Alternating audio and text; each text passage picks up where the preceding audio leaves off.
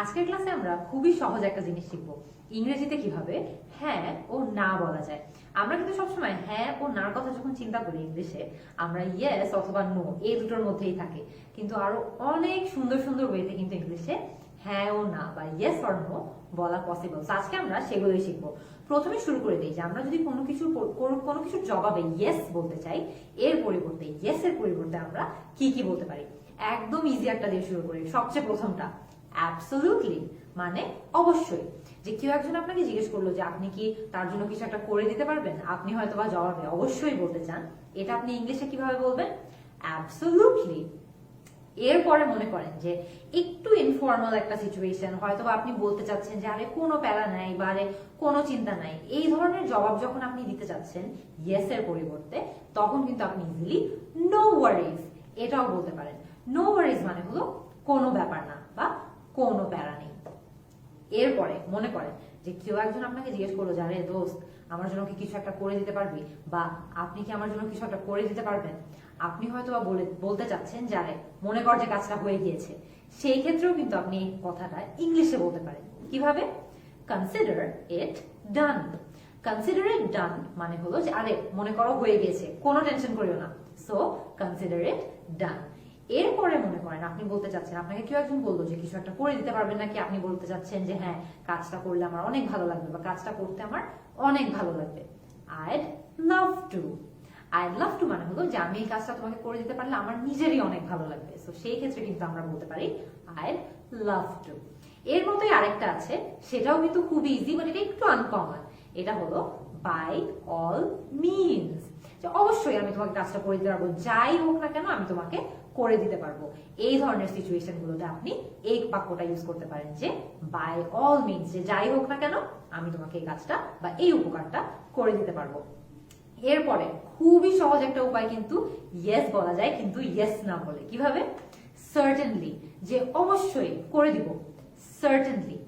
Certainly মতো আরেকটা শব্দ ইউজ করেও কিন্তু আপনি ইয়েস বলছেন যে এটা বোঝাতে পারেন। কিভাবে? অ্যাবসলিউটলি। Absolutely, certainly, indeed. ইনডিডও কিন্তু খুবই একটা uncommon way of saying yes. So আপনি সার্টেনলি বলতে পারেন, আপনি অ্যাবসলিউটলি বলতে পারেন, আপনি ইনডিডও বলতে পারেন যখন কোনো কিছুর জবাবে আপনি ইয়েস বলতে চাচ্ছেন। এরপর মনে করেন অনেকক্ষণ তো আমরা হ্যাঁ হ্যাঁ ইয়েস ইয়েস বললামই, এরপরে মনে করেন আপনারা নো বলতে চান বা না বলতে চান। কিভাবে বলতে পারেন? একদম ইজি একটা ওয়ে দিয়ে আমরা স্টার্ট করি। Certainly not. মনে আছে আমরা ইয়েস বলার সময় সার্টেনলি শিখেছিলাম? সো এখন কিন্তু জাস্ট এর পাশে একটা নট লাগিয়ে দিলেই এর অর্থটা পুরো উল্টো হয়ে যায়, যে কোনোভাবেই না। Certainly not. এরপরে মনে করেন আমরা কিন্তু ইয়েস বলার সময় শিখেছিলাম না বাই অল মিনস, যে যাই হোক না কেন আমি এটা আপনাকে করে দিব। এর ঠিক উল্টোটা হচ্ছে বাই নো মিনস, যে কোনোভাবেই আমি এটা আপনাকে করে দিতে পারবো না বা এটা কোনোভাবেই সম্ভব না। By no means. এরপরে মনে করেন কেউ একজন আপনাকে কিছু একটা অফার করলো, হয়তো বা কোনো খাবার অফার করলো বা বললো কোথাও যেতে, আপনি হয়তো বা বলতে চাচ্ছেন না ধন্যবাদ, জি না ধন্যবাদ। আপনি কিন্তু ইজিলি এটাও ইংলিশে বলতে পারেন। কিভাবে? No thanks. এর মানে হলো খুবই সহজ, জি না ধন্যবাদ। খুবই পোলাইট। আপনি যদি পোলাইট হয়ে না বলতে চান তাহলে কিন্তু জাস্ট নো বলে দিলে অনেকজন একটু দুঃখ পেতে পারে। আপনি তখন নো থ্যাংক ইউ অথবা নো থ্যাঙ্কস এটা বললেও নাই বলছেন, বাট একটু পোলাইটলি বলছেন। এরপরে মনে করেন কেউ একজন আপনাকে জিজ্ঞেস করলো যে আচ্ছা কালকে কি মুভি দেখতে যাবি, হয়তোবা আপনি বলতে চাচ্ছেন যে মনে হয় না সম্ভব হবে, তখন কিন্তু ইজিলি আপনি ঠিক এই বাক্যটাও ইংলিশে বলতে পারেন। কিভাবে? Not likely. নট লাইকলি মানে হলো মনে হয় না যে কালকে আমি যেতে পারবো বা মনে হয় না যে এটা কালকে সম্ভব হবে। তো এই ধরনের সিচুয়েশন গুলোতে যেখানে আপনি বোঝাতে চাচ্ছেন যে মনে হয় না সম্ভব হবে, তখন কিন্তু ইজিলি আপনি নট লাইকলি এটাও বলতে পারেন। এরপরে মনে করেন আরেকটু সুন্দর করে আপনি যদি নো বলতে চান, কিভাবে বলতে পারেন? I am afraid I can't. এর মানে হলো যে দুঃখিত কিন্তু আমি পারবো না। এখানে কিন্তু খেয়াল করে দেখবেন আফ্রেড ওয়ার্ডটা সাধারণত আমরা এই সিচুয়েশন গুলোতে ইউজ করি যেখানে আমরা বলছি যে আমাদের ভয় লাগছে, কিন্তু এখানে কিন্তু আফ্রেড একটা ভিন্নভাবে ইউজ করছি আমরা, একটা ভিন্ন মিনিং নিচ্ছে। এর মানে হলো যে দুঃখিত আমি পারবো না, I am afraid I can't.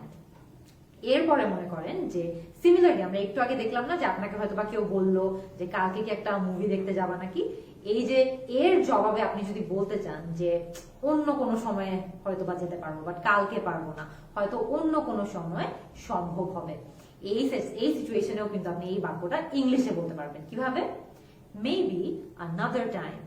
Maybe another time মানে হলো যে অন্য কোনো সময় হয়তো বা সম্ভব হতে পারে, বা কালকে বা যখন আপনাকে যেতে বলা হচ্ছে বা করতে বলা হচ্ছে সেই সময়টাতে আসলে সম্ভব হচ্ছে না। Maybe another time. এরপরে মনে করেন যে আমরা নট লাইকলি শিখলাম, মেবি অ্যানাদার টাইম শিখলাম, এগুলো কিন্তু আমরা বলছি যে মনে হয় না সম্ভব হবে বা মনে হয় না পারবো, হয়তো বা অন্য কোনো সময় সম্ভব হবে। এর বদলে আপনি যদি একদম বরাবরই না বলে দিতে চান যে কোনোভাবেই সম্ভব না, নট পসিবল। নট পসিবল মানে হলো যে কোনোভাবেই সম্ভব না বা সম্ভব না। আপনি যদি একদম ফ্ল্যাট নো বলতে চান তখন কিন্তু আপনি ইজিলি নট পসিবল, সম্ভব না, এটা বলতে পারেন। এরপরে মনে করেন যে আপনাকে কেউ একজন কোনো একটা প্ল্যান সম্পর্কে বললো, কোথাও যেতে বললো, আপনি হয়তো বা বলতে চাচ্ছেন যে দুঃখজনকভাবে সম্ভব হবে না, এটাও কিন্তু আপনি ইজিলি ইংলিশে বলতে পারবেন। কিভাবে? Unfortunately not. আনফরচুনেটলি নট মানে হলো যে দুঃখজনকভাবে আমি আসলে পারছি না বা দুঃখজনকভাবে এটা আসলে সম্ভব হচ্ছে না। সো এই সেন্টেন্সটা ইউজ করে কিন্তু আপনি এই ফিলিংটা কনভে করতে পারবেন, আনফরচুনেটলি নট। আজকের ক্লাসে কিন্তু আমরা খুবই ইজি অনেকগুলো বাক্যর মাধ্যমে শিখলাম যে কিভাবে ইংলিশে ইয়েস না বলে ইয়েস বলা যায় এবং নো না বললে নো বলা যায়। ইয়েস অর নো অনেক ভাবে কিন্তু ইংলিশে বলা যায়। আমি যতগুলো এক্সাম্পল দিয়েছি এর বাইরেও হাজারটা উপায় আছে যে উপায়গুলো দিয়ে আপনারা ইয়েস আর নো ইংলিশে বলতে পারবেন।